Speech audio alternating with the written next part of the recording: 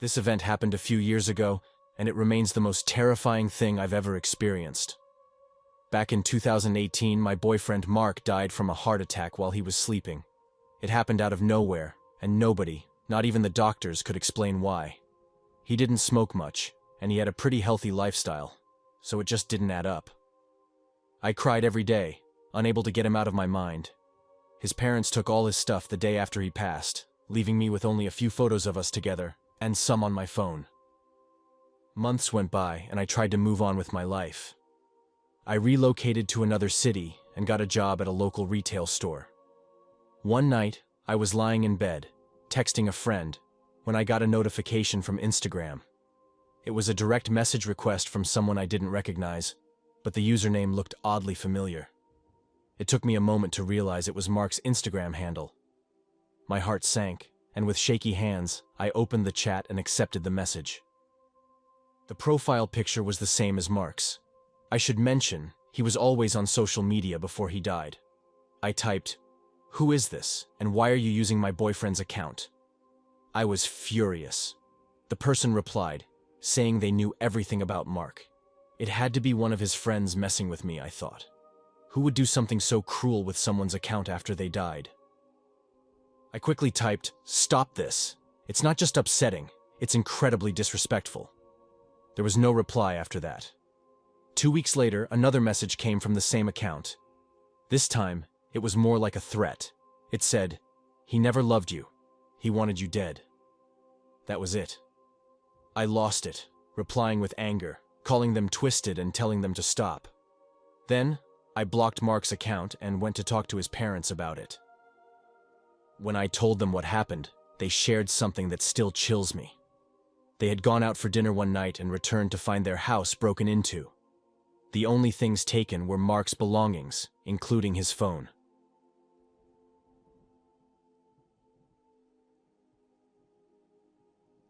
I'm always on Instagram, probably more than I should be.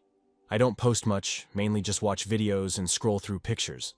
But a few months back, something really weird happened, and I still can't figure it out.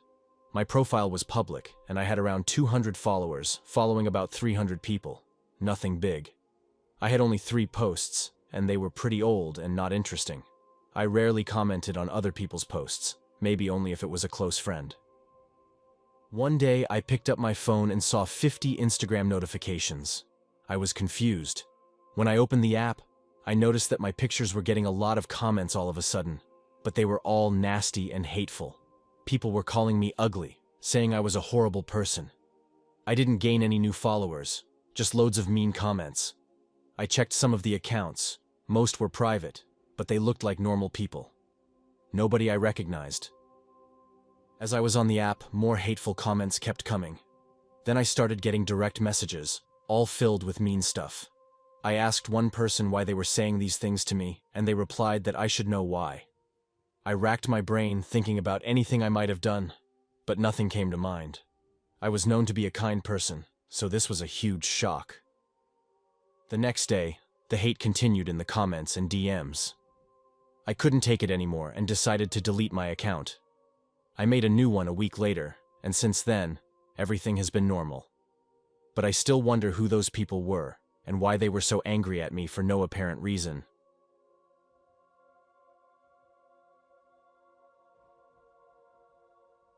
I had just turned 21 and was headed to Chicago for a 2-month art course. I was into graphic design and wanted to merge it with my passion for fashion. My distant cousin Lisa lived in Chicago, and since I would be there for a while, I thought hanging out with her would be cool. We weren't really close because I lived 3 states away and we rarely saw each other. We did follow each other on Twitter, though. This turned out to be a big mistake. When I arrived in Chicago, I DM'd Lisa on Twitter to see if she wanted to meet up. We ended up catching up that evening. We grabbed coffee and strolled around Lincoln Park, chatting about our lives over the past year. She was 5 years older and in her last year of grad school, working on her master's in marketing. Lisa shared how much she loved graphic design and fashion and seemed genuinely interested in my career path. I felt relieved to have a familiar face in an unfamiliar city. The following days, I attended my art course and spent my free time exploring Chicago, snapping photos of stylish locals, My follower count on social media began to climb, maybe because of the Chicago tags, or perhaps I was just good at capturing moments. Lisa already had over 15,000 followers, branding herself as an influencer. Her posts featured the trendiest spots in the city. The next time we met, Lisa took me to a chic cafe in Wicker Park that was starting to get popular. I didn't see it then, but she was subtly trying to establish dominance.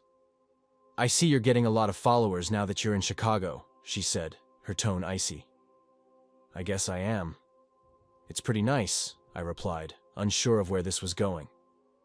Lisa slowly pulled her phone from her bag, snapped a picture of our table with the bustling street in the background, and posted it with a slew of hashtags she knew by heart.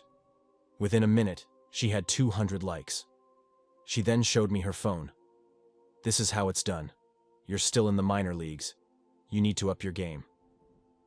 I was taken aback by her sudden hostility. Just a few days ago, she had been supportive. I asked her why she was being so mean. She sneered. "You think you can just come here and outshine me, little cousin?" I was baffled. There must be hundreds of influencers in Chicago. Why are you so focused on me? "Because you're family, and you can't be better than me," she snapped. I realized then that Lisa had deeper issues than just social media envy. It hurt to see her friendship was fake, but I decided it was best to leave the cafe and distance myself from her. A week or so passed, and I continued with my art course and my growing social media page. The positive feedback on my graphic design photos made me happy, but before I could enjoy it, awful comments started appearing under every post. It was Lisa, writing things like, "So creative. You didn't steal this idea from me at all," or, "You clearly have no idea what you're doing." Reading these comments was painful, and I worried she might make me lose followers. After about 10 nasty comments, I blocked her. The weekend came, and one of my classmates invited me to a party. It was at a rooftop bar, and I was pretty excited. When I got there, I posted an Instagram story, danced with my new friends, and felt like I was finally fitting in. I went to the bar to order a Coke, and out of nowhere, Lisa greeted me. She had been stalking the bar, knowing where to find me because a friend of hers had seen my Instagram story. Lisa apologized for her behavior the previous week and offered to buy my drink. I thought she had finally realized how weird she was being, so I accepted. She got my drink, and I invited her to dance. "Oh, no, thank you. I'm a bit tired. I'll just sit here for a while," she said. I took a sip from my glass and went back to dance. Soon after, I felt dizzy, my legs turned to jelly, and I couldn't stand. I collapsed, hitting my head. I woke up in a hospital, disoriented. A couple of classmates were by my side, standing up as soon as they saw me wake. "What happened?" I croaked, my voice hoarse. "Your awful cousin spiked your drink," one of them said. The doctor explained she had put a large dose of horse tranquilizer in my drink. I couldn't believe it. How could someone be so petty and vindictive? My head throbbed, and all I could think was, I wonder how many people out there are as fake as Lisa. As soon as I was out of the hospital, I reported what happened to the police. Lisa was arrested and fined heavily, a punishment that would keep her from visiting high-end Instagram-worthy spots for a long time. Even so, the experience left me shattered. It made me much more cautious about people and far less enthusiastic about social media fame. That's all for today. If you enjoyed the story, make sure to like the post, and remember, there's plenty more chilling tales where this came from. Stay safe and watch your back out there.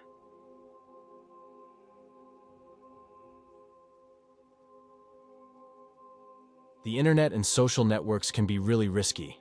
My own experience proves this well. I've had an Instagram account for about 6 years now. I used to post much more when I was a teen. Nowadays, I barely post anything and just open the app once a day to check my friends' updates. Recently, I misplaced my phone. I thought it was a good time to get a new one anyway. I tried the Find My Phone feature, but it showed my phone was about 25 miles away, so I didn't think it was worth the effort for an old device. A few days ago, I received a direct message from a former classmate I hadn't talked to in years. I wasn't even following him. He warned me that someone was using my photos on a fake Instagram profile. He sent me the link, and I checked it out. He was right. There was an account pretending to be me, just under a different name. What shocked me most was that this account had pictures I'd never posted on Instagram, photos that were only on my old phone. My head was spinning, and I felt nauseous. I immediately thought that whoever found my old phone somehow cracked the password. The fake account had around 40 followers and was following about 130 people. Each post got about 5-10 likes. Most posts had no comments, but some had simple emojis like a fire emoji. The account even had a story posted, so I checked it out. It made me feel even worse. It was a looping video panning from my house to my car, repeatedly. This meant that whoever was doing this knew where I lived and had access to any other information on that phone. The story was posted just a few hours earlier. I quickly went to my Find My Phone settings and activated the lost mode. I regretted not doing that the moment I lost the phone. When I checked my phone's location one last time, I got another shock. It showed my old phone was somewhere right outside my house. Our neighborhood has big yards between houses, so whoever had my phone was on my property. I activated lost mode on the old phone, then dashed downstairs to tell my roommate, Adam. But he was already distracted by his husky, Max, who was barking at something in the backyard. Adam was at the door watching Max. I quickly explained the situation, feeling panicked. We both stepped into the yard to call Max. He was in the grass, barking angrily at something or someone hidden from view. It was so dark we could barely see him. We grabbed Max by his collar, and just then, we saw a shadowy figure dart into the trees separating our house from the neighbors. It felt like a scene from a horror movie. That person had to be the one pretending to be me on Instagram. I just knew it. We hurried back inside and locked the door. You might wonder why we didn't let Max chase them. The thing is, Max is all bark and no bite.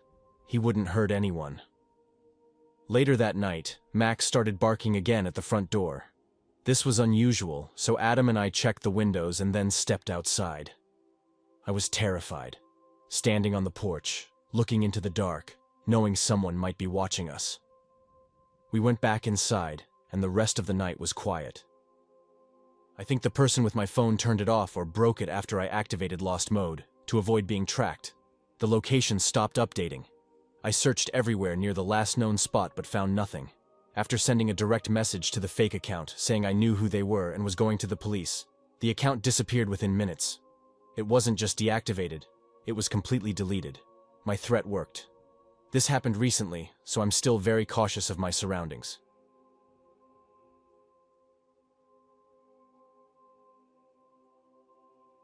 This happened last October. I had just started working at Target, and someone on Facebook messaged me, asking if they could use my picture for a painting. They mentioned I'd get paid for it, so I agreed because I needed the cash since my job hadn't started paying me yet. They sent me some money, which made me really happy. But soon after, they asked for a portion of the money back, saying I could keep a small part of it. I didn't see any red flags yet, so I sent the money back. The following morning, I received another text from them asking for more money. I told them I was preparing for work. They insisted I send the money right away, and even tried calling me. I didn't pick up and decided to block them. While at work, I got a text from a different number saying, "Why did you block me?" I blocked that number too, but then I got another message from a new number. This text said something like, "I'm a hitman, and if you keep ignoring the money requests, I will harm your family and you." They also sent 3 horrifying photos. I was so frightened that I texted my mom. After work, I explained to her that I needed to buy a $200 Apple Card to pay them off, or they would send someone after me. My parents and I decided to contact the police. I shared the entire story with the police, and they assured me that no one was coming to my house. When I asked how they were so sure, they explained they had received many calls about similar scams. They believed the person wasn't even in our country. I felt somewhat relieved after talking to the police. Then I called my bank and reported the incident, requesting all unauthorized transactions be reversed. Even though I was safe, I remained a bit uneasy. This is the scariest experience I've ever had.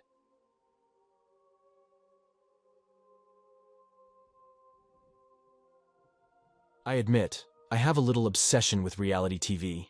You know, shows like Big Brother, The Bachelor, Teen Mom, and Are You the One? All those drama-filled, over-the-top reality shows that you can't help but binge-watch. Over time, this addiction led me to follow a lot of reality stars on Instagram. If I had just stopped there, it would have been okay. But then I began following Instagram influencers, the ones who post perfect pictures of themselves all day and somehow make a living off it. These so-called stars have one big thing in common.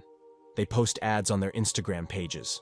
Waist trainers, teeth whiteners, clothes, shampoos, everything you can imagine.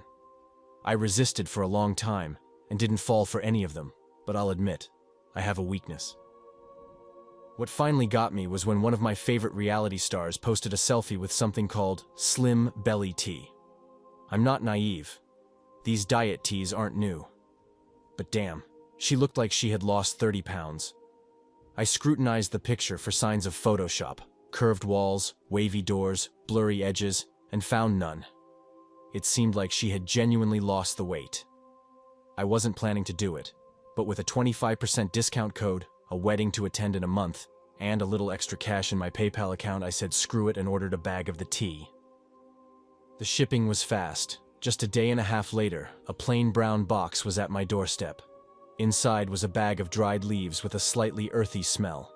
The bag had a cute design with swirls and pretty pink lettering.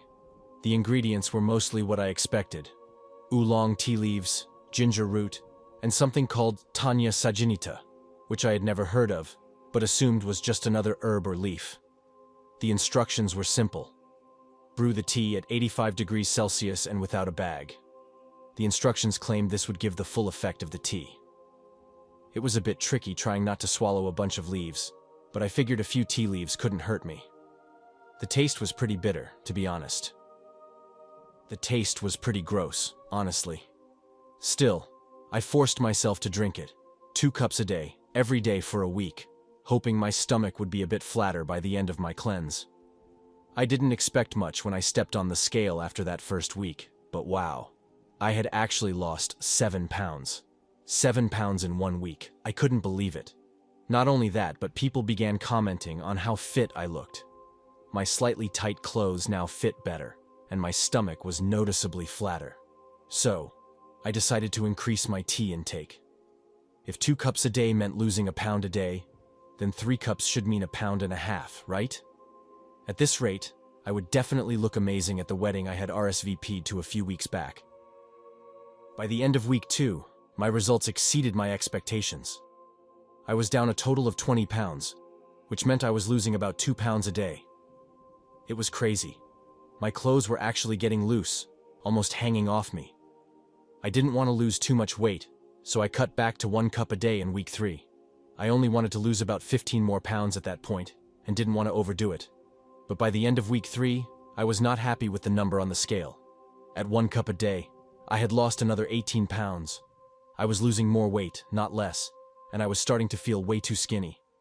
I stopped the tea altogether, started eating more.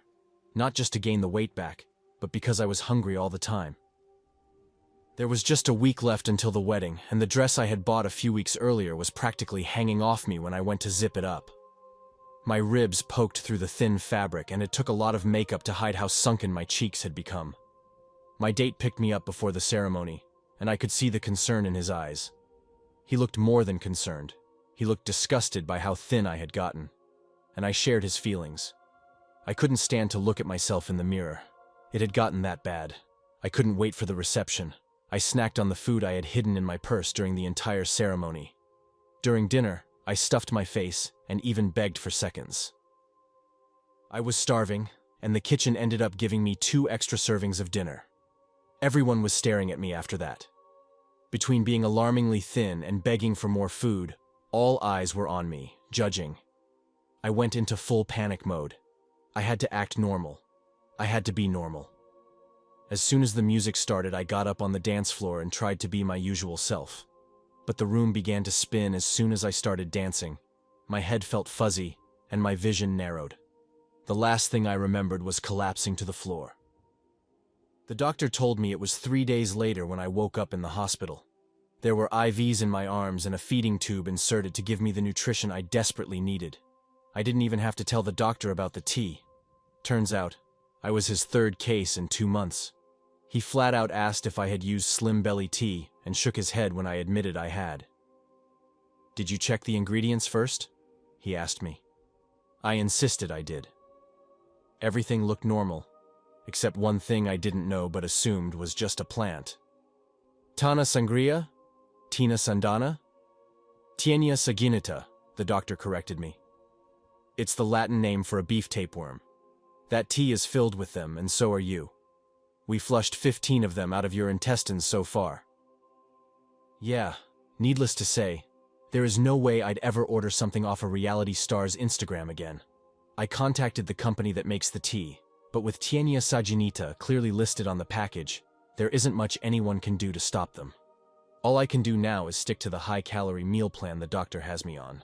That, and check for signs of tapeworms every day for what will probably be the rest of my life.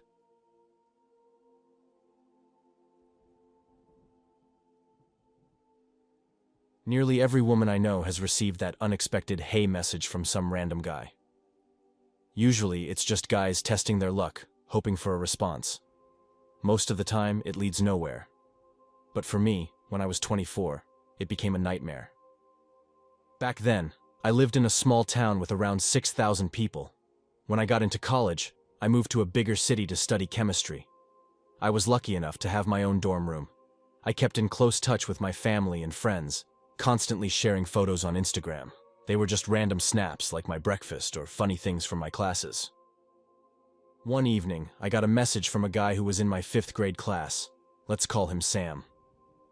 "Hey," he said. At first, I didn't remember him. He was the quiet, odd kid who sat in the back. He was rich but very strange. Once, he got in trouble for kicking a stray dog during a school trip. He never really talked to me, but his stare always gave me the creeps. I checked his Instagram, and he looked unwell. He was extremely thin, almost skeletal. His eyes were sunken, and he had this creepy, fake smile in all his pictures. Still, he was a former classmate, so I replied and started a polite chat. I was bored anyway. After about 20 minutes, I got tired and said goodnight. The next morning, I woke up at 6 for my usual run. I had 5 messages from Sam, each sent 10 to 20 minutes apart. They all said, "Hey, how are you?" "Oh, you must be asleep," I replied, telling him I was sleeping and asked him not to message me so early. He didn't message in the morning again, but at exactly noon, I got another, "Hey." I replied, "Sorry, I'm busy." An hour later, another message. "Hey, how about now?" I was getting really annoyed and asked him to stop, but he didn't. Frustrated, I blocked him. That night, I told my mom about it on Skype. She brushed it off, telling me not to worry about him. So, I tried to forget it. I stayed up late studying when suddenly, my mom called me on Skype again. She told me to check Sam's Facebook. I scrolled through his timeline and couldn't believe it. He was claiming we were in a long-distance relationship. How? I never got any notification to approve this. I clicked on the account with my name. It was an exact replica of my profile. Every post, picture, and status was duplicated. But there were new photos of me at the university, having breakfast at a cafe, drinking coffee, reading a book on a park bench. That could only mean he was here. I got really freaked out and couldn't believe it. I reported it to Facebook immediately. An hour later, the account was gone. Confused and exhausted, I decided to sleep. I woke up to knocking on my door. At first, I thought I imagined it. Then it got louder. "Hey." I sat up in bed, telling him to leave or I'd call the police. He said he just wanted to talk about us. I told him there was no us. He kept insisting we were meant to be together since childhood, and it was no accident we ended up at the same school. I called campus security. Then, I heard a loud bang. He was trying to break down the door. The chain lock was starting to give. "Hey!" he shouted. "I just want to talk. Give me that at least." Then he started calling me all sorts of nasty names. Security wasn't picking up. He was still yelling and trying to break in. "What are you doing here?" "This is the women's dorm." A woman's voice from the hallway interrupted him. It seemed other dorm residents were woken up by his tantrum. He suddenly stopped and left. The next day I reported everything to the campus authorities. I had witnesses, my friends with me. But they never found Sam. He never came back to campus. No one knew where he went. But his family was wealthy, so I'm sure they handled it somehow. There's now a restraining order against Sam. I hope to never see him again. On his Facebook profile, we were no longer listed as being in a relationship. In fact, everything on his profile was wiped clean. No posts, no photos, nothing. Except for a single word: someday.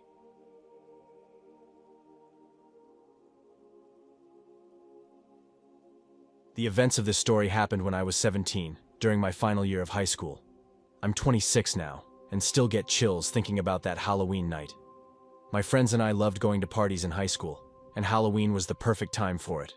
We got to wear fun costumes and let loose. My friends usually caught all the guys' attention. I was friendly with the boys, but none seemed interested beyond that. This particular Halloween, we had a party at my friend Alex's place. Like many high school parties, people didn't know their limits with alcohol. Around 10, the cops showed up due to a noise complaint. The party broke up quickly as everyone tried to avoid getting caught by the police. My friend Lisa, who was getting into a car with her boyfriend, told me to join her friend Kevin, who would take us to another party. Reluctantly, I agreed. The car ride felt odd. Just Kevin and me, not knowing each other well, made it awkward. The car smelled like fast food and sweat, and it was quite messy. Kevin had a mask on his lap while driving. He wore a hoodie, jeans, and work boots, completing his costume. His beard was unkempt, and his hair looked greasy. I tried to make conversation to ease the tension, but his responses were short, and he didn't seem interested in talking. Finally, I asked what school he attended, and he said, "I dropped out last year." "So, how old are you?" I asked. His voice wavered as he replied, "I'm 24. This unsettled me since he was older and had recently left college. Plus, he was 24 and leaving a high school party. Trying not to show my discomfort, I asked, "How do you know Lisa?" His reply was a shaky, "Who's Lisa?" I felt a wave of panic and gripped my seat, unsure what to do. "She's the blonde who told me to get in the car with you." He answered flatly, "Oh, her? Yeah, she mentioned you were single." I didn't respond. I was too nervous to say anything. Did this guy really not know Lisa? Or was he just messed up and confused? I texted Lisa while we were driving, venting my frustration, but she didn't reply. About 15 minutes later, which felt like forever, we pulled up to a house. It wasn't in a neighborhood I recognized for parties. I scanned for Lisa's car or any familiar vehicle, but it was too dark to make out anything. We approached a red door with peeling pink paint, illuminated by a weak porch light. Kevin didn't knock. He just walked in, so I followed, hoping to spot someone I knew. The house was freezing and reeked. We entered what seemed like the living room. It was filthy, with an old green shag carpet and a brown couch. The white walls were stained and chipping. Pizza boxes and beer cans were everywhere. The only light came from a single floor lamp casting a dim glow.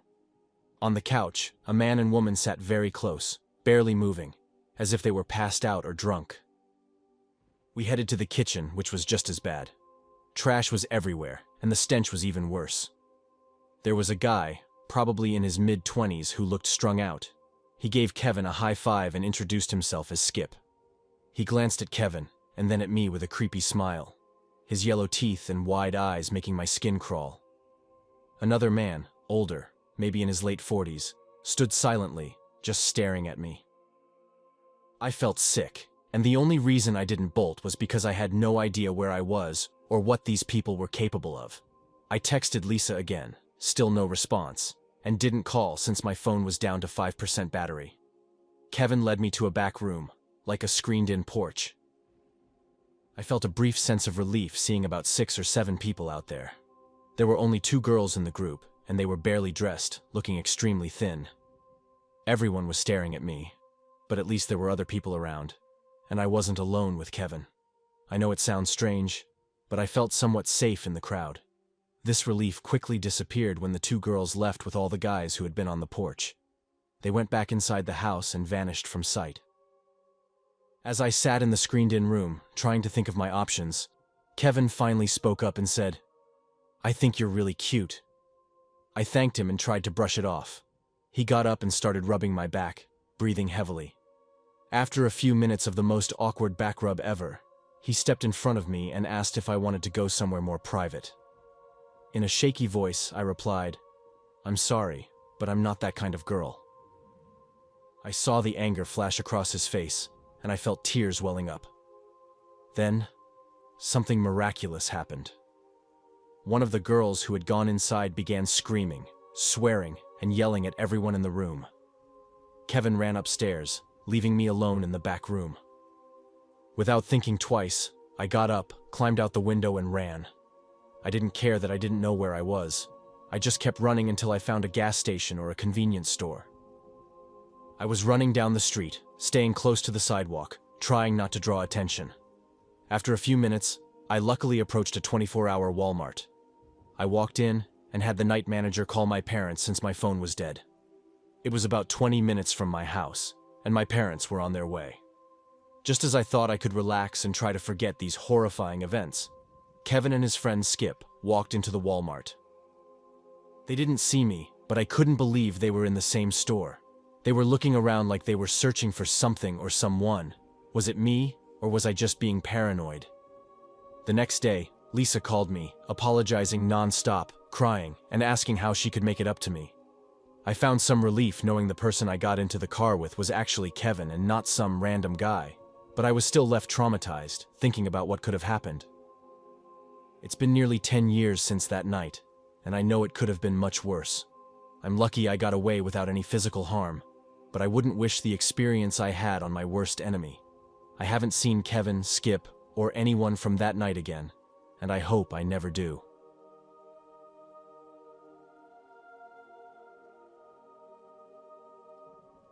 In 2017, when I turned 20, my friends and I had just started using this new app, Instagram.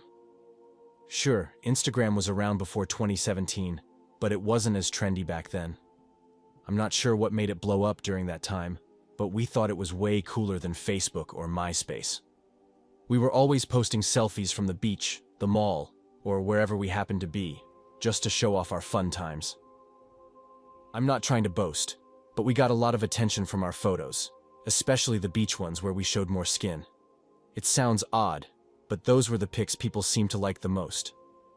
Anyway, fast forward a couple of months, and summer vacation was here. My family and I planned a short trip to Savannah for a few days. We lived in Atlanta, so it was a nice little getaway. We had booked a beach house by the ocean, mainly for the view, and because the beach was just a 2-minute walk away. One Friday evening, I decided to head down to the shore to snap some photos for my Instagram. I took a bunch and posted them right away. The likes and comments started rolling in almost instantly, but there was one comment that caught my eye from someone I didn't recognize.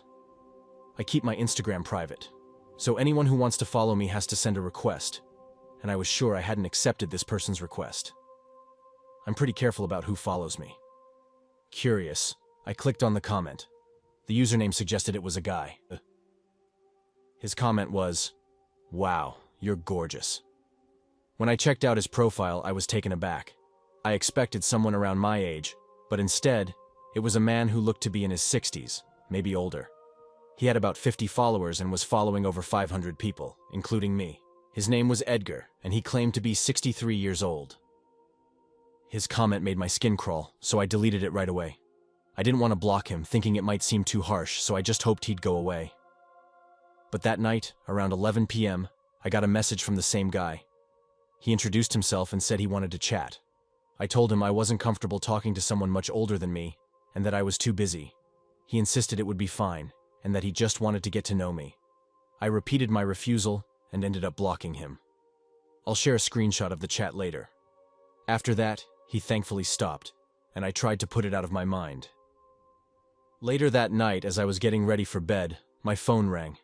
It was an unknown number, and I assumed it was a spam call, but I answered it anyway. I said hello, but there was no response, so I hung up. Less than 10 seconds later, the same number called again. This time, I picked up, feeling a bit irritated, and said hello again. A man's voice came through, saying something that sent chills down my spine. He said my full name. The call then ended, and my heart was pounding in my chest. I was almost sure it was the same man from Instagram. It felt too coincidental to be anything else. The Instagram account disappeared after that, and I couldn't find it again. The scariest part was how he knew my phone number and my full name.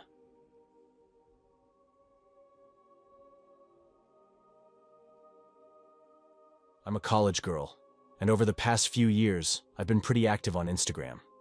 Every now and then, a weird or creepy person will comment on one of my photos or send me a DM. Usually, I just ignore it. But recently, I posted a photo, and it started getting a lot of likes and comments, mostly from my friends. One comment, though, was from someone I didn't know. The guy's name was Brian, and his username was Brian something followed by a string of numbers. His profile picture was blurry, but he looked much older than me. He left a bunch of heart emojis, which I found creepy but not unusual. A few days later, he commented on 2 more of my photos. One comment said I was beautiful, and another mentioned he wanted to visit me. I figured if I ignored him, he'd go away, but he didn't. Instead, he sent me a direct message saying I was attractive and asking if we could hang out. I left him on read, hoping he'd get the hint, but the next day, he sent 5 more messages in 10 minutes. I ignored them all and decided to block him. My profile was public, so only a few hours later, he made a new account and followed me again. This time, his messages weren't compliments. He seemed angry that I had blocked him. He said he was going to fine me. I blocked him again. It was creepy, but I wasn't too worried since I figured he was far away. The next day, he made another account and messaged me again. This time, he claimed he was in the same state as me, and even named the city I lived in. He said he had seen me before. Now, this really freaked me out. It hit me that this guy probably didn't just stumble upon my Instagram but already knew who I was. I couldn't tell where he'd seen me. Maybe at my huge university near a bustling city, or at the busy diner where I worked. There was no telling how this guy found me. I decided to report his account to Instagram and sent them a detailed message about what he'd done. I wasn't sure if this would help, and I wondered if it was time to go to the police. A day or 2 passed without hearing from him, and I started to relax a bit. But then, out of the blue, another direct message popped up. He had made yet another account and claimed he was on his way to my place. I didn't know if he was serious until I noticed a car pulling up outside my apartment. I lived alone in a tiny 1-bedroom apartment that opened right into the parking lot. It was a small lot, so when a car parked right in front of my unit, I got worried. I watched as an older guy who looked like the profile picture stepped out and started walking towards my building. He was definitely coming to my place. I quickly closed my blinds and ran to my bedroom. I hid in my closet and shut the door, then called the police. I explained everything while hearing knocks on my front door. My phone kept buzzing with Instagram notifications. He was sending more messages. I stayed hidden until the police arrived. When they got there, they found the guy trying to break my front window. Luckily, they caught him, and I don't have to deal with him anymore.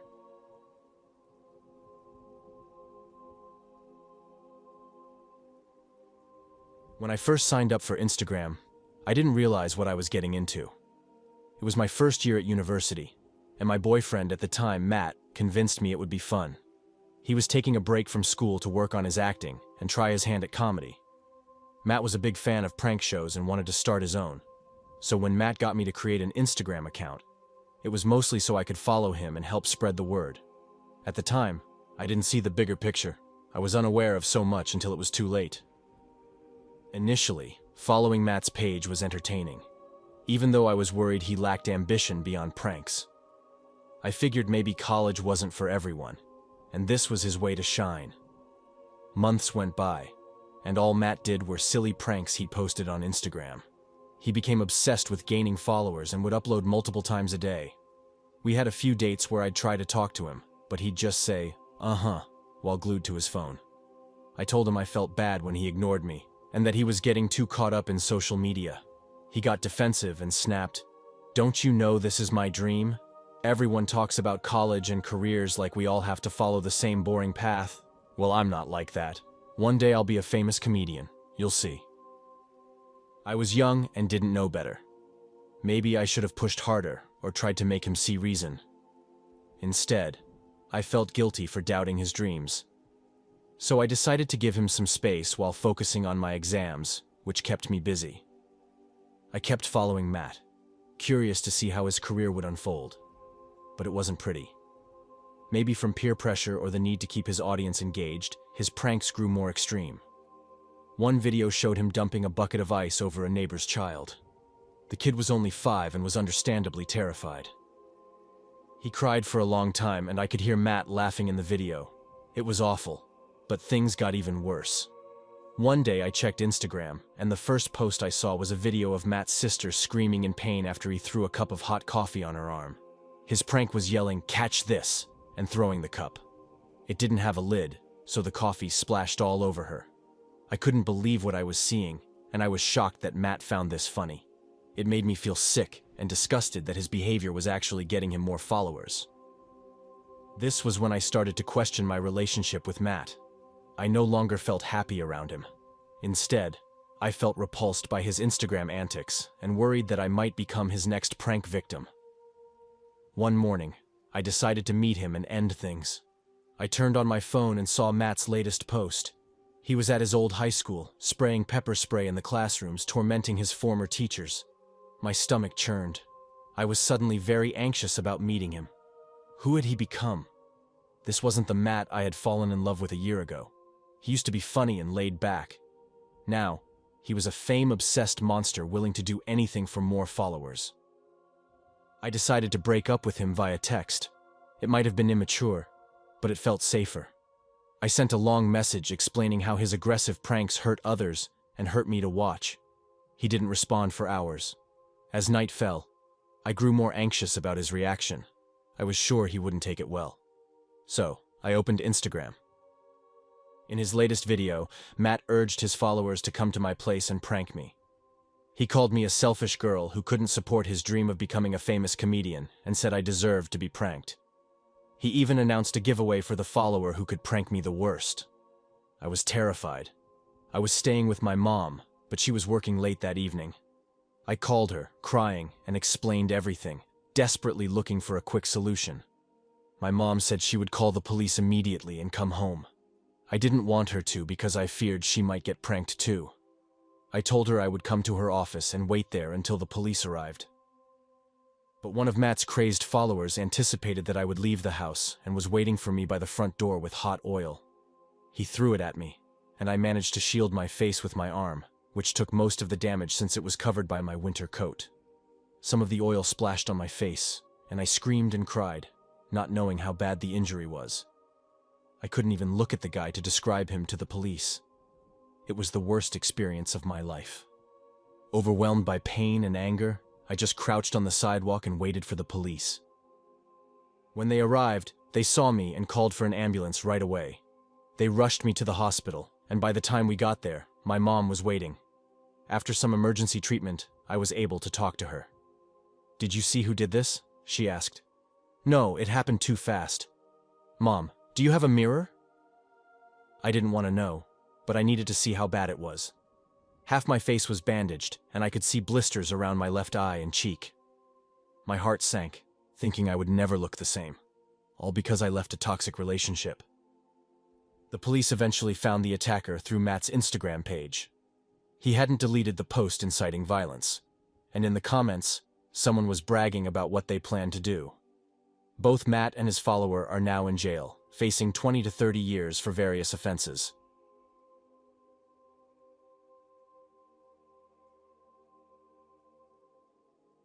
This event happened during my first year in high school, when I was 14 years old. My house was far from school, so I had to take the bus every day. My Instagram was public back then, and I didn't care much about who followed me, which looking back was a mistake. My profile was pretty normal, mostly pictures of me alone or with a few friends. I posted a lot on my story too, which disappears after 24 hours. Sometimes, I'd share videos or photos of me waiting for the bus or at the train station with music playing in the background. One day, I posted a story and later checked to see who viewed it. I had about 100 views, mostly from people I knew. But one view stood out, a profile picture of an unfamiliar middle-aged man. His selfie was at a weird close-up angle, like those awkward parent selfies. He had viewed all my stories. I didn't think much of it and went on with my day. Around 1 a.m., I got notifications that the same man had sent me a message, followed me, and liked all my posts. I had about 10 posts, so it wasn't a lot of notifications. I opened his message, which just said, "Hey," with a smiley face. I found it super creepy, so I didn't respond and checked his profile. His username was strange, Sam with a lot of numbers. He had only one post, the odd selfie with a few likes. His face was pale, he was bald, and wore dark sports glasses. He had on a torn white t-shirt. He had about 10 followers but was following over 300 people, mostly teenage girls, young women, and some celebrities. Realizing how creepy this guy was, I blocked him immediately. The next morning I got off the bus at the stop near my school and sat on a bench to adjust my backpack. I felt someone staring at me. The platform was crowded, so I thought it was just my nerves. I looked up and there he was. The creepy guy from my stories, staring right at me. His eyes were a dull blue, sunken and tired looking. He was about 15 feet away, glaring at me with an angry expression. I felt like I was going to be sick and cry all at once. My skin prickled and I was terrified. The fear doubled as I noticed he was slowly coming toward me. Nobody else seemed to notice him, nobody looked twice, and I remember breathing heavily, hoping someone would realize what was happening. I started walking quickly, weaving through people, trying to shake him off, but every step I took away, he took two closer. He was closing the distance fast. Everything happened so quickly, and I genuinely didn't know whether to keep running or to try to get someone's attention. I bumped into a woman who looked kind as I reached the stairs and decided to go for it. I told her the guy in white was following me. My voice was shaking, and I realized just how scared I was. She saw the man at the bottom of the steps and immediately called him out. She yelled at him to stop following me or she'd call the cops. Her shouting made him freeze, and suddenly, people started to notice. She stood in front of me, daring him to make a move. I quickly snapped a picture of his face, thinking I'd report him later. All I could think was, he won't do anything with people watching. He can't be that dumb. And I was right. He turned around and got on the next bus. The woman walked me to my school. As we walked, I kept thinking about how he had found me. Then I remembered, I had posted a story showing the bus stop where I got off. That realization made my skin crawl. I learned a big lesson that day.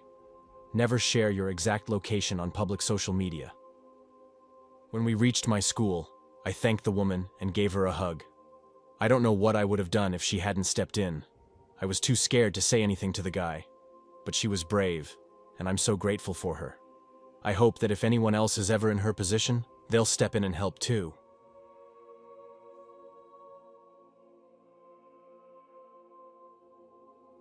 This happened a few years back, and it's still hard to believe. I'm a woman, and one day, I was in a park. It was a city park I cut through on my way home from work. It's quite big, situated in a large city, so it usually has many people around. As I was walking, I realized a man was following me. I noticed him when I paused to look at something, and he was just standing there. Then, when I resumed walking, he started trailing me. I left the park and got onto a city sidewalk. When I stopped to cross the street, he was there too. Each time I glanced at him, it seemed like he was looking back at me. At this point, I wasn't sure if he was following me for real, but I had a strong feeling about it. I had to walk for another 10 minutes to get to my apartment. I kept looking behind me, and every time I did, he was still there. This had never happened to me before.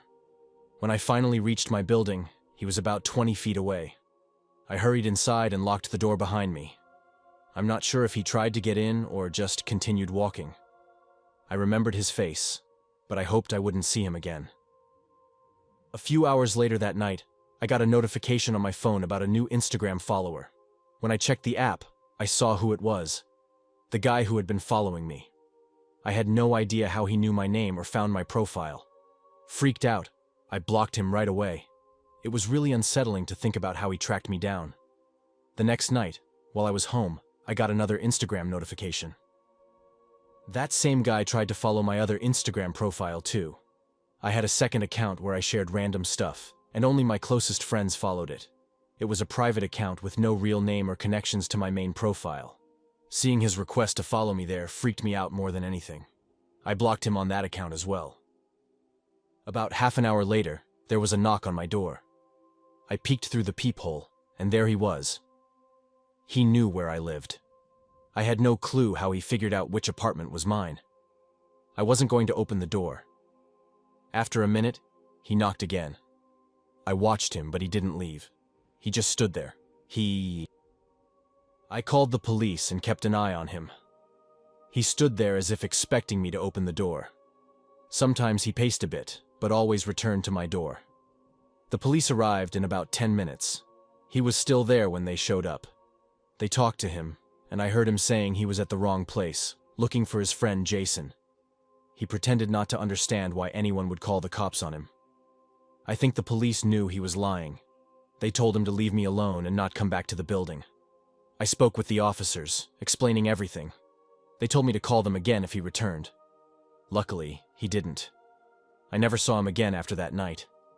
It's still hard to believe how creepy that guy was.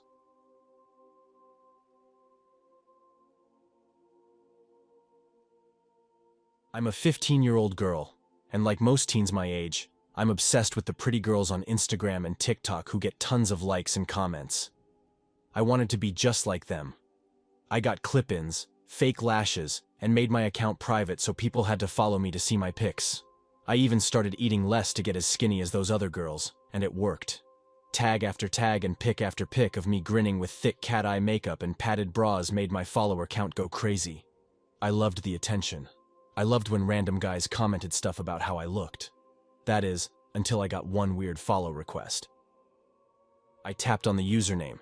It was Mike555, and it took me to a profile with no picture, no posts, no followers, and no one they followed.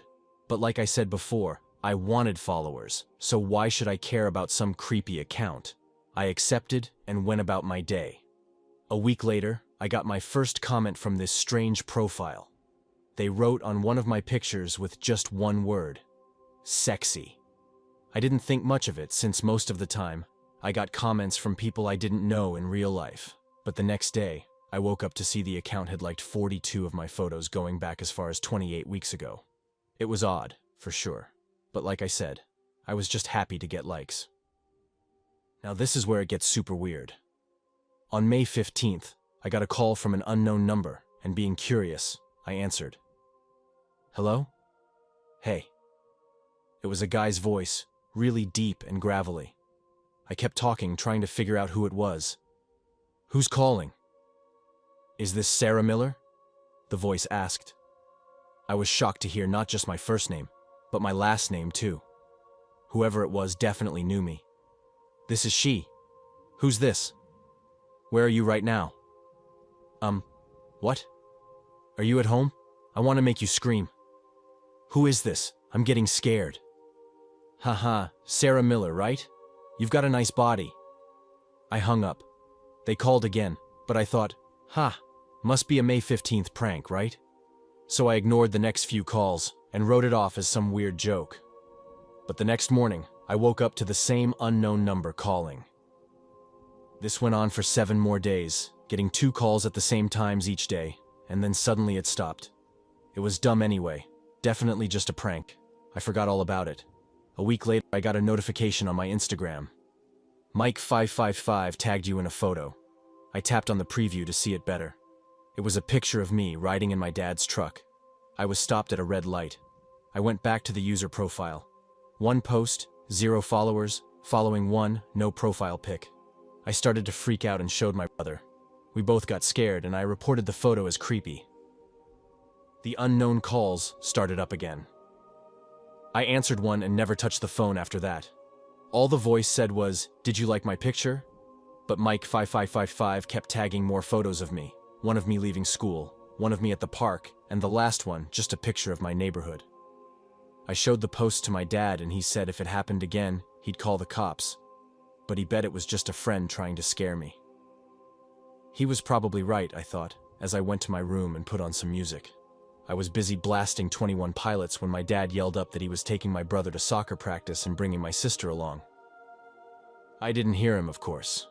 I went to the bathroom, still playing my loud music. I got in the shower, singing along to the songs. I didn't hear the front door open. I didn't hear anyone come upstairs. I didn't even hear them go into my room and use my pink lip gloss that I'd used in so many Instagram pics to write on my mirror. But I did hear the snap of a camera as I turned my wet body to read the message that covered my reflection. It said in those smeared pink letters, "Smile, Sarah."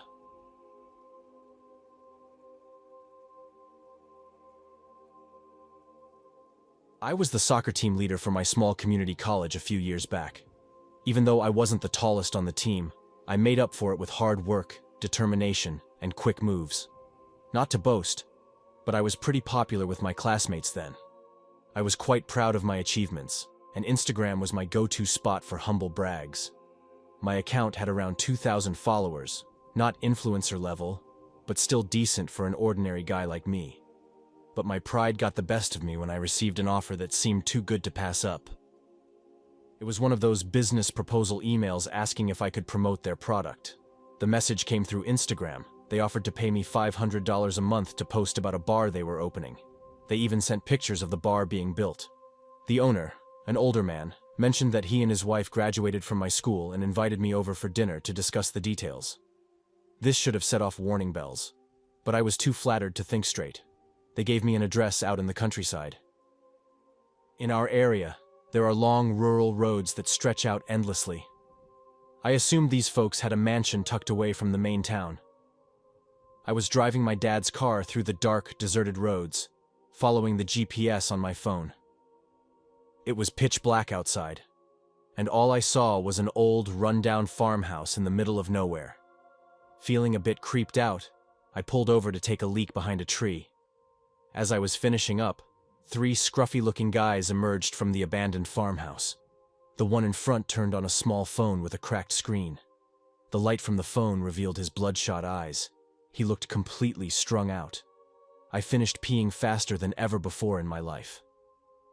Suddenly, my phone buzzed with a message on Instagram.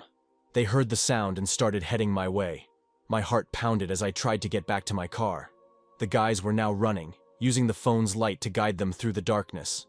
I was a soccer player and could sprint fast, but these guys were quick too. I reached my car, but in my panic I dropped the keys. They were closing in fast. Somehow, I managed to steady my hands and get the key into the ignition. I slammed the door shut just as they reached me. They pounded on my window, but it didn't break. I reversed the car and sped off, glancing in the rearview mirror to see them chasing after me. Luckily, they couldn't keep up. My phone kept buzzing with messages from the so-called old man, who was obviously part of the trap. They were throwing threats at me, saying I was a dead man. My heart was racing as I called the cops, driving recklessly while talking on the phone. Over the next few days, I found out that 2 people had gone missing from our town in the past month. I'm convinced that if I hadn't stopped to pee, I might have ended up just like them. The farm I was lured to had been abandoned for years. I started warning people in my town about the dangers of Instagram. Now, my Instagram is set to private. Looking back, it was terrifying, but also a bit funny. My life was saved because I needed to pee. If I had been closer to the farmhouse or hadn't stopped at all, I might have ended up on a missing persons poster.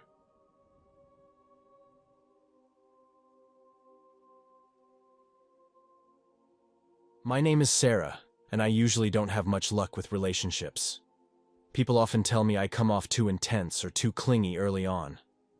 I'm a simple girl who just wants to be loved by someone who shares my interests, like live music, fun days out, and enjoying a laid-back life.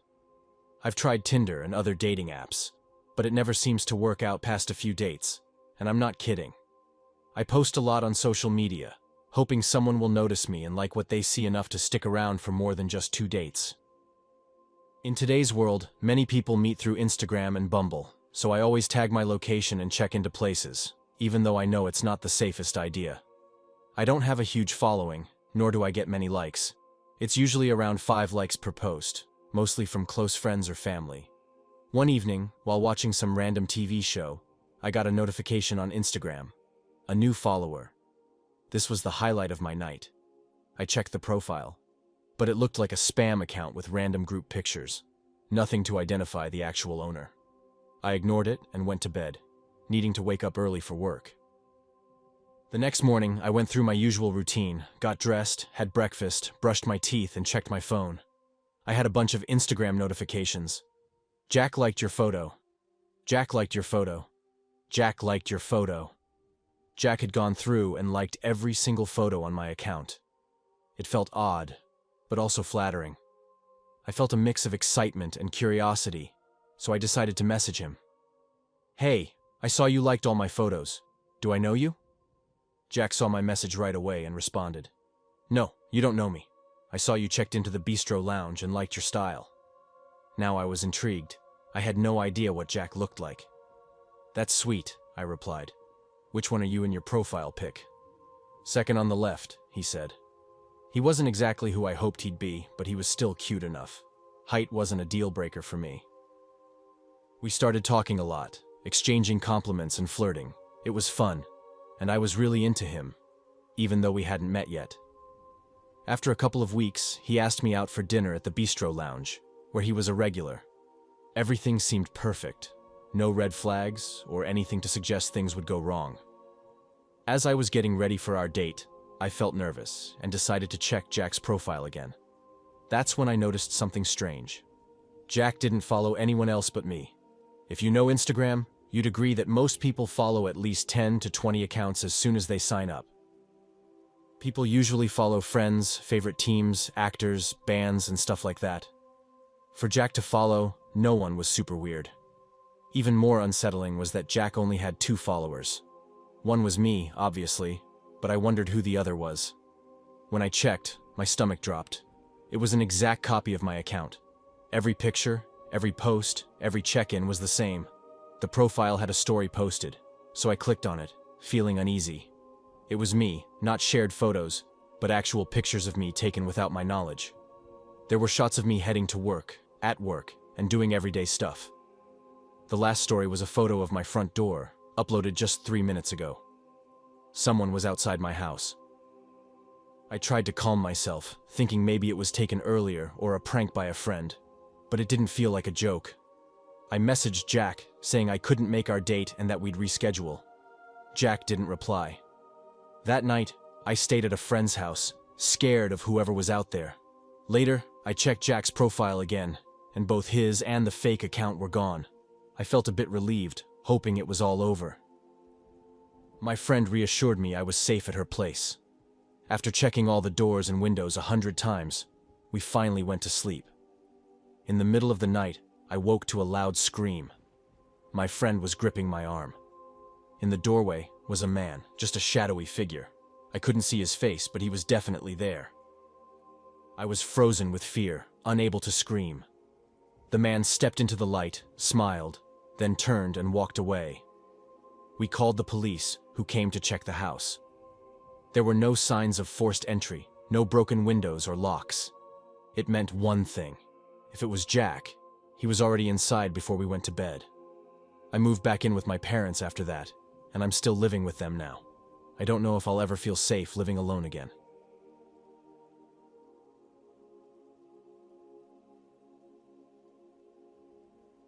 This tale comes from a girl's point of view. It was the start of summer in 2018, and my school had just finished for the break. My buddies kept talking about this new trending app called Snapchat and insisted I should get it to see their updates. I had heard about Snapchat before, but saw it as just another useless social media app.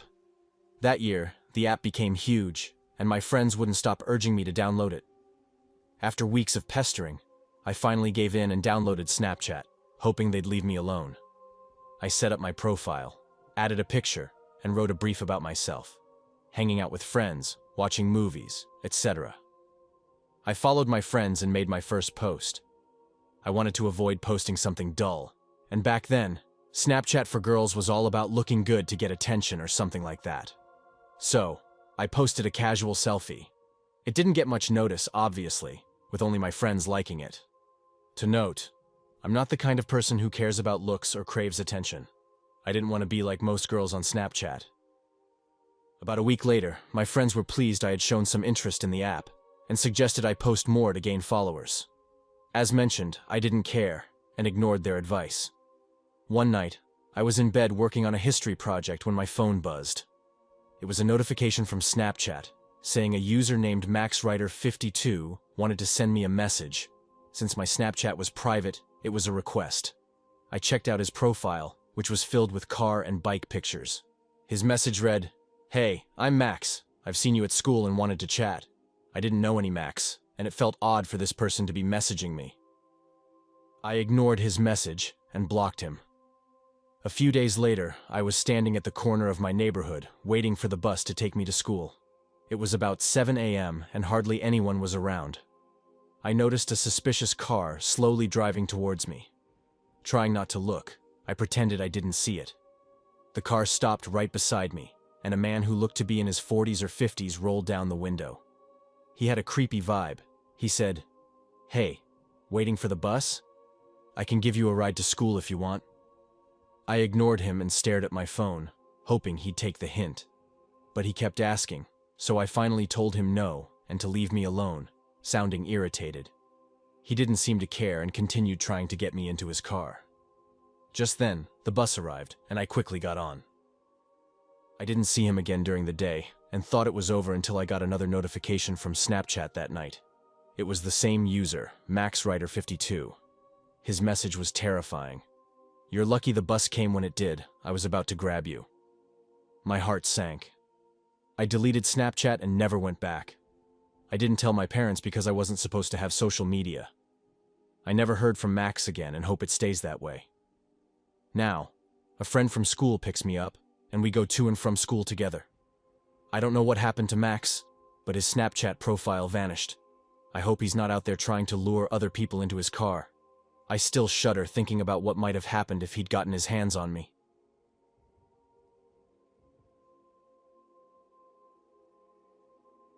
I've shared about 50 posts in total. Mostly, I like scrolling through my feed and checking out the posts on the Explore page. I usually look at memes and news, that sort of thing.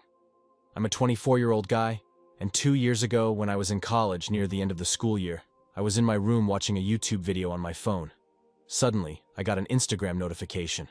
I clicked on it and saw a follow request from a girl named Lara. I checked her profile, but it was private. Her profile picture showed her at a basketball game, and she seemed like a fun person. Her bio mentioned she attended a large, well-known university nearby. She had a bit over 1,000 followers and was following around 400 people. She also had 100 posts. Even though I didn't recognize her, I accepted her follow request and requested to follow her back because she seemed interesting. Then I returned to my YouTube video. The following day, I opened Instagram again to see if Lara had accepted my follow request. To my surprise, she had declined my request, but she was still following me. I found this strange and felt a bit let down, but I didn't think much of it. But then, the next day, something else happened. I got another Instagram notification. Lara had liked one of my photos. When I checked which photo, I saw it was one I had posted over 3 years ago, meaning she had gone through my profile. I thought maybe she had accidentally declined my follow request, so I sent her another request and then checked back an hour later. When I checked again, she had declined my request a second time. This just didn't make sense to me. I decided not to waste any more time on Instagram games with some random girl and tried to forget about it. Not long after, weird things began happening. I lived in a tiny 2-bedroom apartment just off campus. It was in a small neighborhood, and I had a roommate named Ben. One morning, he mentioned he thought he saw someone running through our backyard the previous night. Over the next few days, we heard odd noises around the house but never saw anything. Most of the sounds seemed to come from our yard, though sometimes it felt like they were from inside the house. Then, one night, I woke up to a loud rattling noise at my window. I turned on my light, and the noise stopped. I rushed to the window and saw a man running away, who glanced back at me for a moment. It was dark, so I couldn't see any details, but he was definitely an adult. I woke Ben up, and we stayed up for a while, trying to figure out what to do. We didn't call the police or anything. The next day, as I was scrolling through Instagram again, I thought about Laura. I checked her profile, only to find the account had been deleted. I realized that the person who followed me wasn't Lara at all, but probably a man pretending to be her, which explained why my follow requests were repeatedly declined. I'll probably never know for sure, but the whole thing felt like more than just a coincidence.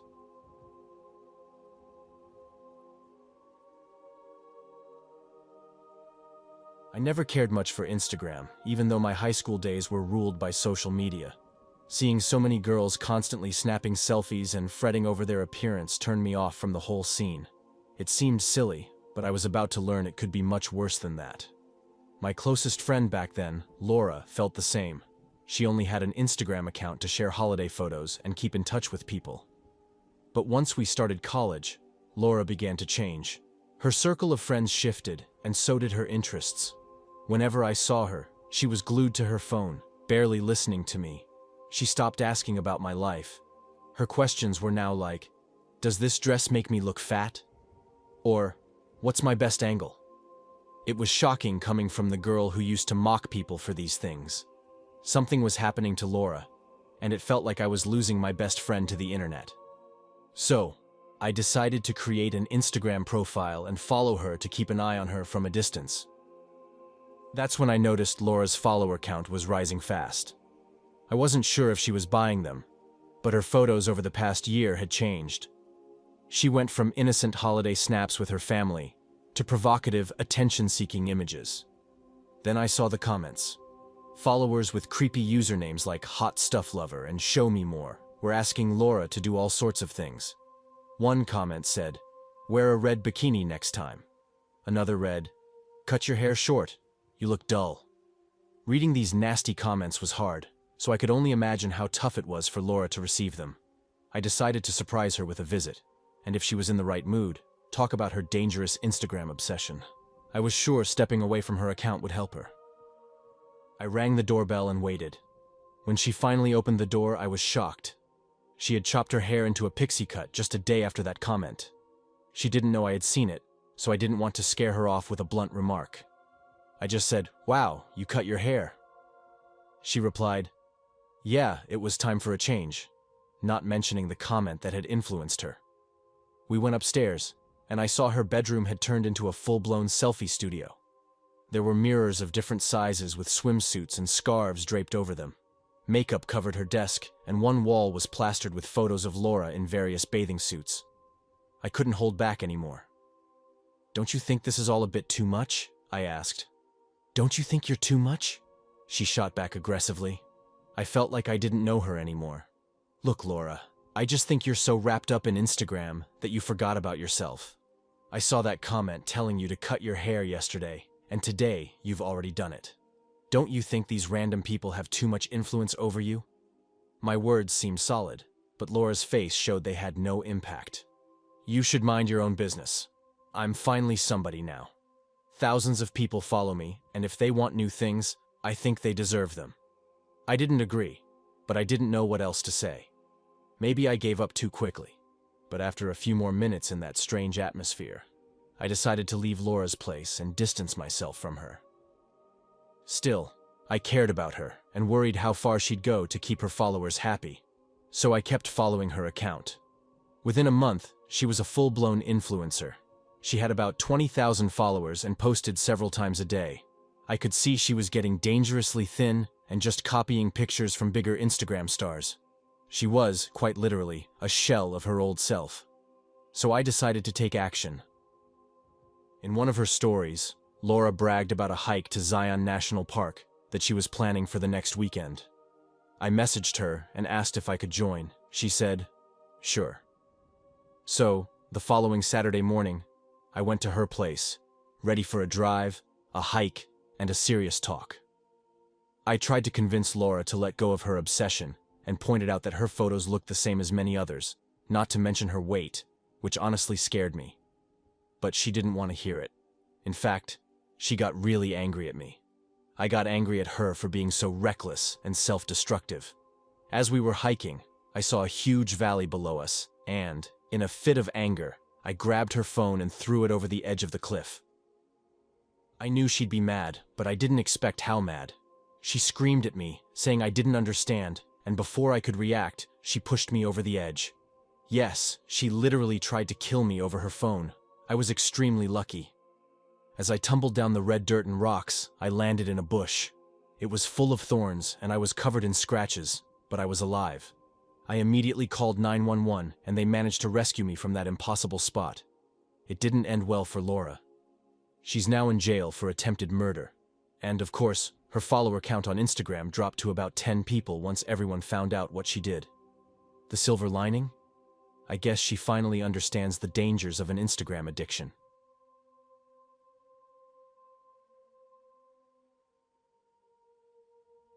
Instagram is my favorite way to kill time. I spend a lot of my free time scrolling through it. I've had my share of creepy messages, so I usually just ignore them. When I got a notification from Instagram about a random account wanting to message me, I didn't think much of it. I did open it, though, because I'm always curious. The message was a link to another Instagram profile called Perfect Always with a Z. I clicked the link, and it took me to a page full of pictures of girls, young girls, looking like they were between 13 and 20 years old. As I kept scrolling through the account, I noticed something disturbing. All the pictures seemed to be taken without the girls knowing. One girl was on a school bus, another sitting on a park bench. One was taken from behind a bush of a girl walking down a sidewalk, and another was of a group of girls at a college campus.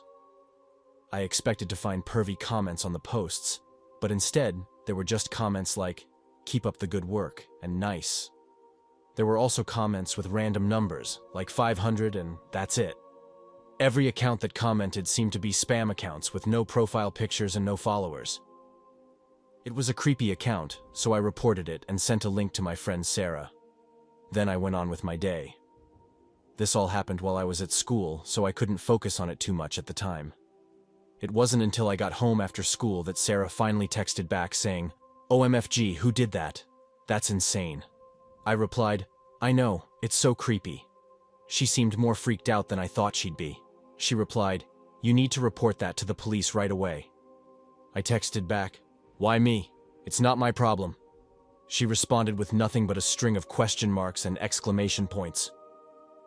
So I asked, "Why are you so worried?" She replied, "Why don't you care that someone is posting pictures of you on their Instagram?" My heart dropped. I quickly clicked the link again to check the profile. This time, there were 2 new pictures on the page.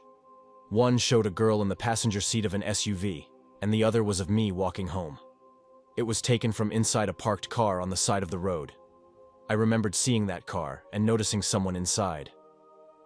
This felt so unreal. I called Sarah right away, panicking.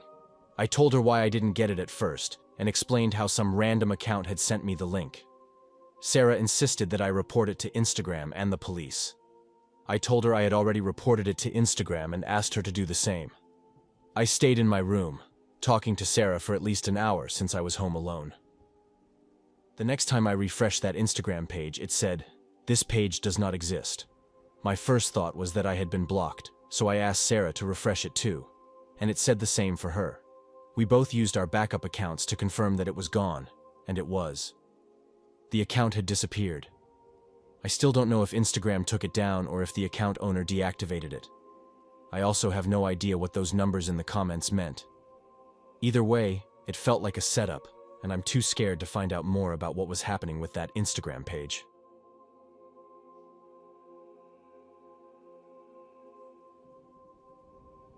My name is Sarah, and this happened to me during the summer of 2020. I was living alone then, in a small flat, and working downtown.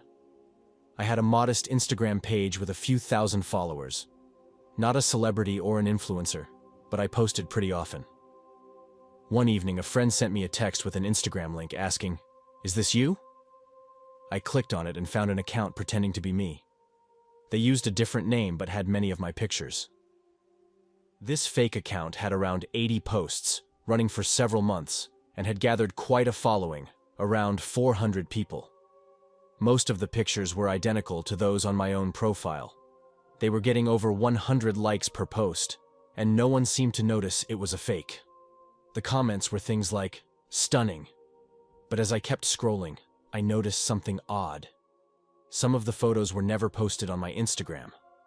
They were pictures I had on my phone, and I had no idea how this person got them. These weren't embarrassing photos or anything, but it was creepy and unsettling. I couldn't understand how they accessed my private pictures. I sent a direct message to the account, demanding to know who they were and why they were impersonating me. Then I reported the account, but soon after I sent the message, they blocked me. I told some friends, and they reported it too. A few days later, the account was taken down. I felt relieved, but also curious about who had done this. A few days after the account got shut down, I found a note on my front door. It was folded and taped there. When I opened it, I realized it was from the person behind the fake Instagram account. The note said they could get any info they wanted from me and mocked me for thinking I was special because of my online presence. I was freaked out. They knew where I lived and had hacked into my private stuff. I went straight to the police and gave them all the details. After that, I made new accounts and changed all my passwords. Thankfully, my lease was ending soon, and I moved out a few weeks later. Since then, nothing weird has happened, but I still don't know who it was. I think it might have been an old classmate from high school who had something against me, or maybe just a random person. I really have no idea.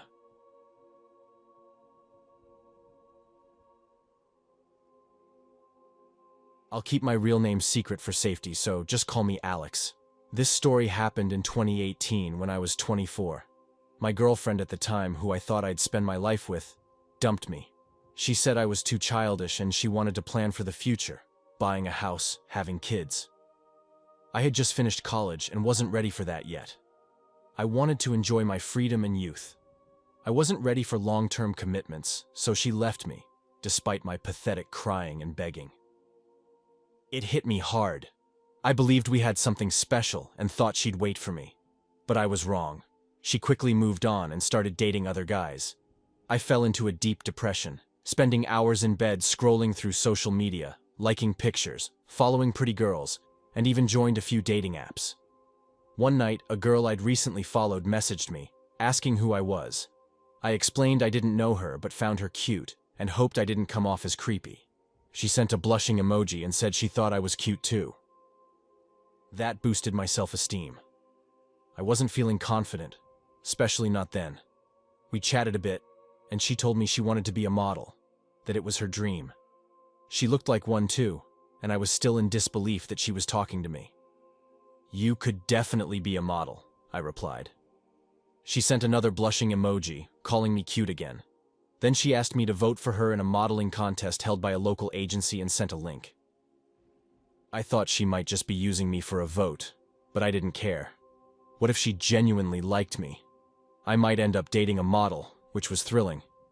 I clicked the link to vote, but an error message popped up. Link broken. I tried again. Same message. Then, something unexpected happened. This so-called model started sending me pictures of me and my ex, photos I hadn't shared on any social media or anywhere public. These were private photos of me and my ex, ones neither of us ever wanted anyone else to see. They were meant to stay between us. My hands shook, and my stomach felt like it was falling, like when you're too close to the edge of a tall building. If these pictures got out, any chance of getting back with my ex would be gone. Then a message came in, demanding $700 to be sent to an account, or the photos would be shared with my ex, her family, her friends, and mine. I was terrified, really terrified. Even if I paid the $700, which I didn't have, this person might still share the photos or ask for more money. I had no idea what to do. I begged for 24 hours, promising to get the money. They agreed, so I thought I had some time to figure something out. I tried everything to raise the money, but ended up pawning some of my stuff, my TV, game console, and even my dad's old ring. I scraped together the $700 and sent it to the account. I got a thank you message and a smiley emoji. Then another message came. They still had the photos. If I went to the police or told anyone, they'd post the pictures online. I had no choice but to agree, hoping they'd eventually delete them.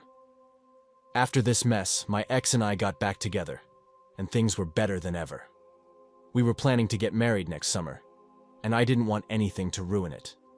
She didn't know about any of this, but then the scariest thing happened. I just got another message.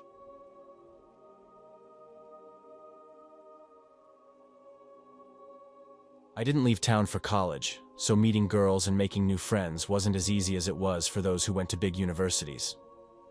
During my first year, I quickly got bored because my friend group had gotten much smaller.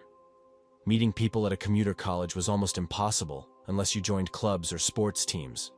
So, my main way of meeting girls was through Tinder, Bumble, or Instagram. One day, I got a follow request from a very attractive girl named Amanda. Her profile picture showed she was pretty.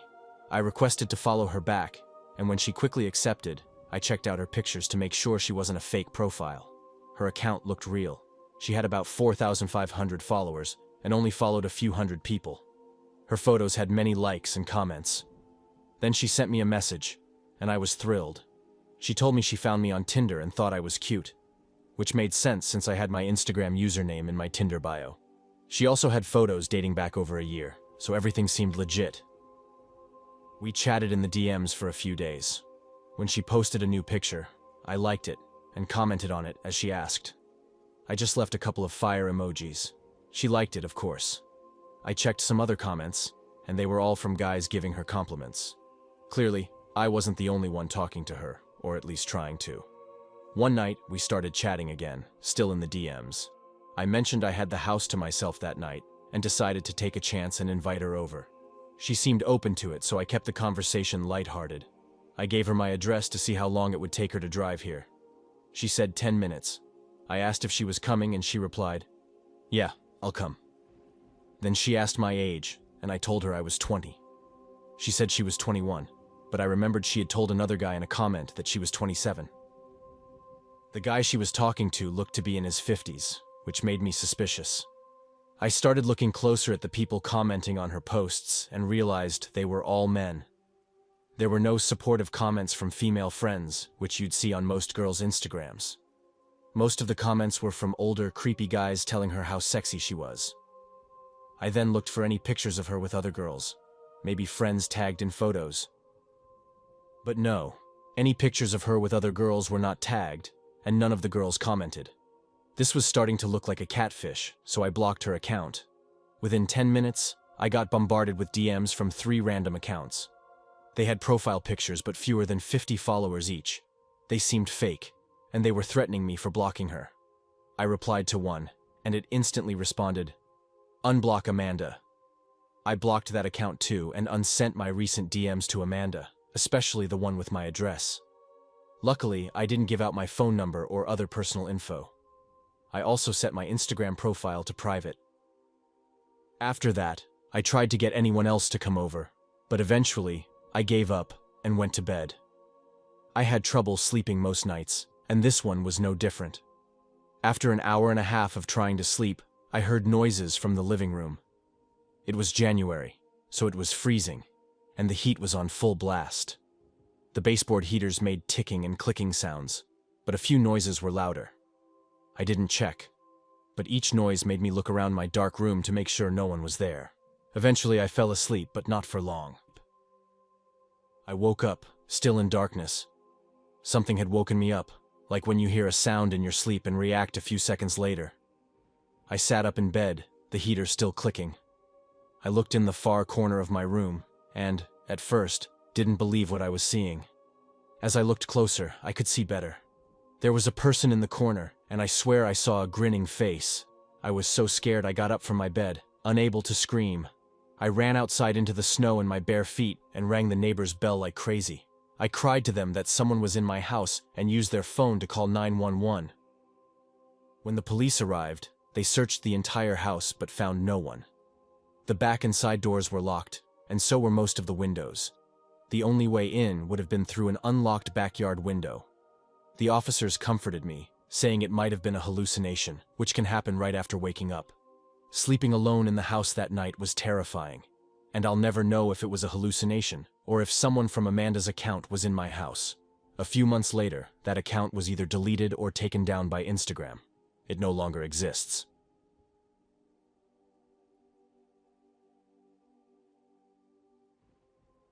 This happened when I was in my third year of college. I lived in a small apartment with my roommate, Jake. Our college was pretty big, with about 25,000 students. This took place during the fall semester. One day, I checked my Instagram and noticed I had a new follower. I clicked on the profile, and it was a girl named Linda. She had our school initials in her bio, along with what I guessed was her graduation year. She was also followed by a couple of people I knew from classes. These weren't my close friends, but just people I was familiar with. So I figured Linda must go to our school, and I followed her back. Her profile didn't have many pictures, just a few selfies and some shots of her cat. After following her back, I didn't think much of it. A few days later, I saw that Linda had liked all of my posts on Instagram. I had about 30 pictures, dating back to my early years in high school. She liked every single one. I found it nice, but a little odd. I thought maybe she was interested in me, but she didn't comment or message me. Several days passed. One evening, Jake was out studying, and I was alone in our apartment. Around 9 p.m., I heard a knock on the door. I wasn't expecting anyone and had no idea who it could be. I had been in my room and didn't hear the knock clearly. I got up and went to the hallway when I heard another knock. It was coming from the back door, not the front. This was strange. I walked over to the back door and looked out the window. I saw a girl standing there. It was Linda, but I didn't recognize her at first since I had only seen her selfies. I didn't think I had ever seen her in person before. As I stood by the door, she tried to open it. I opened the door slightly and said hi. I asked her what she was doing here. She asked if she could come inside. I felt uneasy. Something about her was really creeping me out. Maybe it was the fact that she showed up unannounced at my back door at 10 p.m. And by the way, she had no way of knowing where I lived. I asked how she found my place. She just asked again to come inside. I really didn't want her to.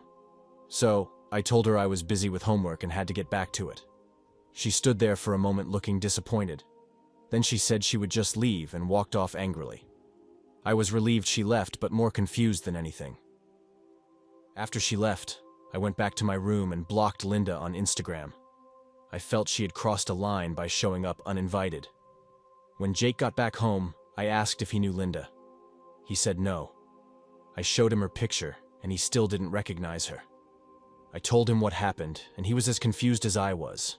I hoped he might know her and had given her our address or something, but the fact that he didn't made it even creepier. The next night, I was pulling a late-night homework session. I had something due at 11:59 p.m. and was trying to finish it last minute. It was probably around 11:30 when I heard Jake call me from the living room. He was watching TV and I asked what he wanted.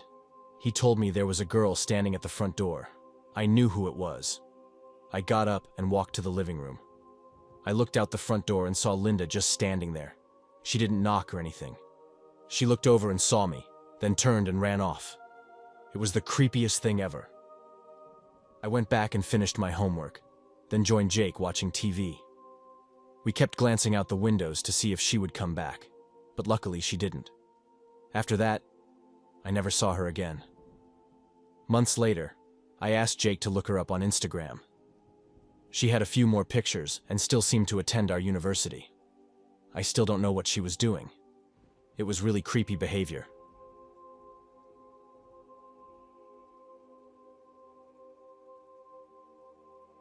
I often share pictures on Instagram at least once a month.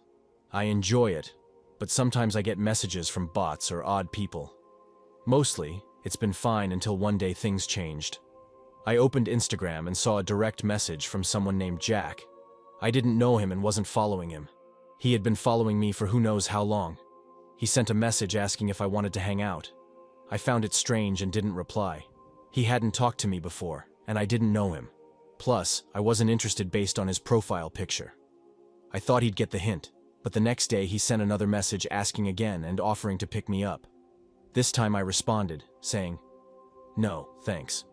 Appreciate the offer, though." I hoped he'd understand I wasn't interested. Jack tried to persuade me again, but I ignored him.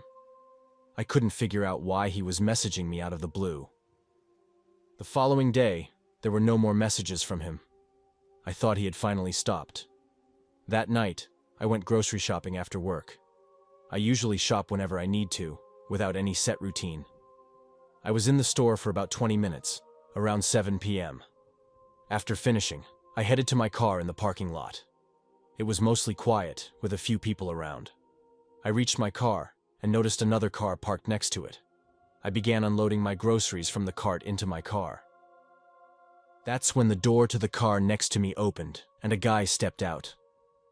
I didn't know him. He looked like any other person out for groceries, but he didn't head towards the store. Instead, he walked straight to me. At first, I was puzzled, but then he called my name and asked why I thought I could ignore him. It hit me that this was Jack from Instagram. I recognized him from his photo. I was too stunned to say anything. He said he was here now and we might as well hang out. I finally asked what he was doing and how he knew I'd be there. He said it was just a lucky guess. I finished putting my groceries in my car and said I needed to get home. I closed my trunk and tried to walk around him to my driver's door, but he grabbed my arm and stopped me. He insisted I go with him. I asked him to let go, saying he was hurting me, but he started pulling me towards his car. He was much stronger than me, and we were moving towards his vehicle. I started screaming for help, yelling for him to let me go. Thankfully, there were a few people heading to their cars not too far away. They noticed what was happening. When Jack saw them, he let go of me and told me to be quiet. I ran around my car to the driver's door and got inside. Jack followed, but I locked the door before he could get in. I didn't waste a second and drove off. Jack ran back to his car, but by the time he started it, I was already out of the parking lot. I sped to another nearby store out of his view. Then, I took some random residential streets until I was sure he wasn't following me. After that, I headed home. I was so focused on losing him that I forgot to call the police right away. But I eventually did. I told them everything that happened. When I checked my Instagram page, his account was gone. He must have deleted it. After that night, I never saw or heard from Jack again.